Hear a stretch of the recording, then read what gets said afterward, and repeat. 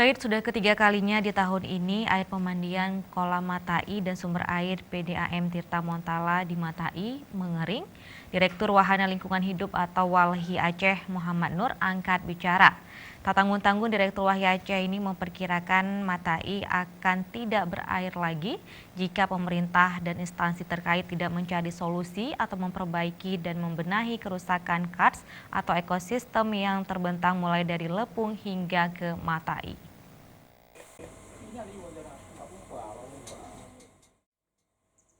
Fenomena kekeringan air di kolam pemandian Matai diakui Direktur Wahana Lingkungan Hidup Aceh Muhammad Nur sudah lama terjadi dimulai sejak tahun 2017, kemudian berlanjut di tahun setelahnya, dan parahnya tahun ini hingga pertengahan September telah 3 kali kekeringan.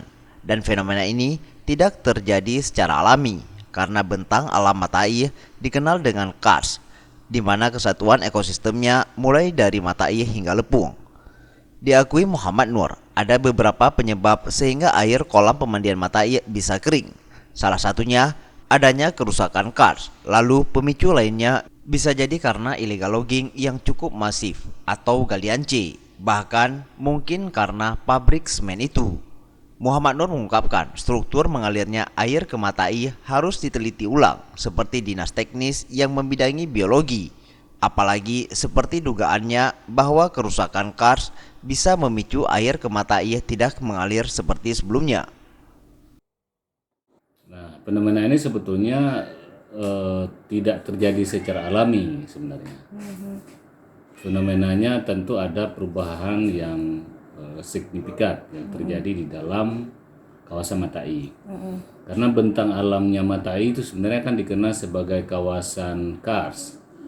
Karsnya itu mulai dari wilayah Lepung sampai ke Matai, itu kesatuan ekosistem sebetulnya. Nah, fenomena ini saya kira tidak lepas dari daya tampung dan daya dukung itu mulai menurun. Muhammad Nur menambahkan, hingga kini belum ada satupun pihak yang mengaku atau mengeluarkan statement bahwa kekeringan air di Matai diakibatkan apa dan karena kerusakan apa, sehingga sedikit menyulitkan kalau akan memperbaiki atau akan melakukan apa. Padahal kekeringan air di kolam pemandian Matai sudah berlangsung dari tahun 2017 hingga tahun ini. Meski airnya kembali ada jikalau hujan di hulu dan setelahnya akan kering kembali.